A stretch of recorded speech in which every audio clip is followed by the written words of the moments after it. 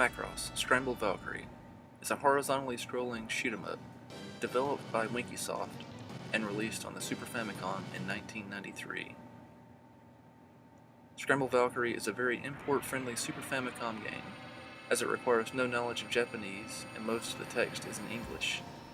The game takes place in the Do You Remember Love setting. There's no need to be familiar with the movie, but it does add to the experience.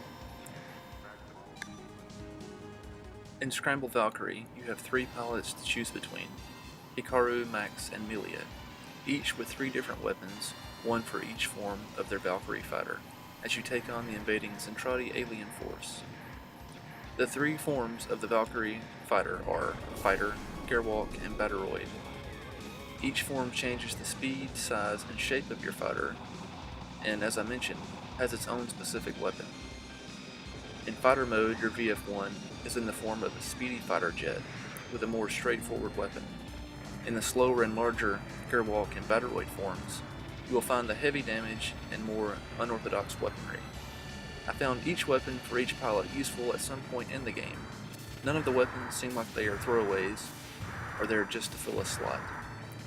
All 3 weapons specific to the pilots you are currently using can be powered up to level 3 by collecting the power-up icons.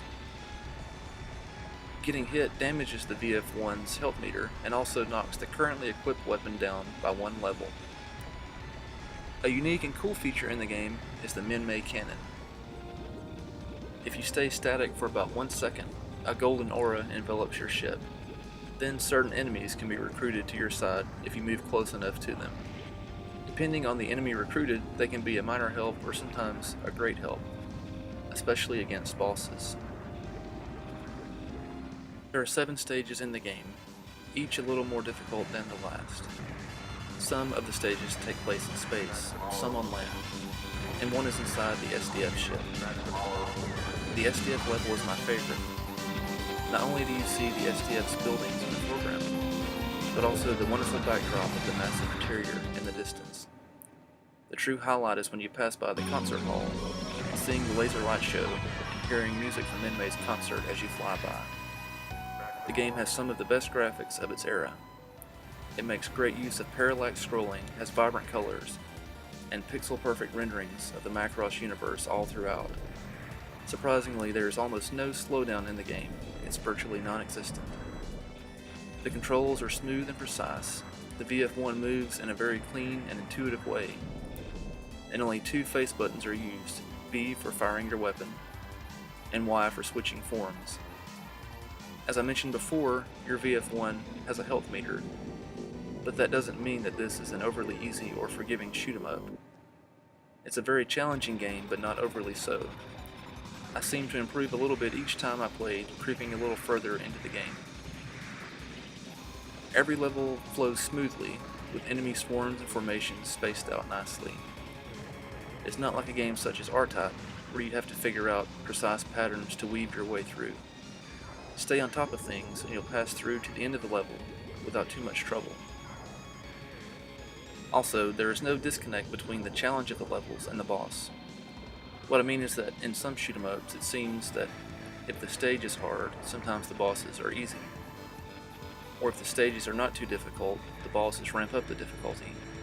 In Scrambled Valkyrie, the challenge of the bosses seems to be on par with the difficulty of the stage. When you die, and you will, that's it, you have to use a continue and restart the level. However, the game is generous with continues, and additional continues are hidden in each level. There's also a level select code that you can find online if you so choose. In the audio department, the game has typical and expected sound effects. Just what you think you'd hear from a shoot-'em-up, as the genre doesn't exactly call for too much in that department.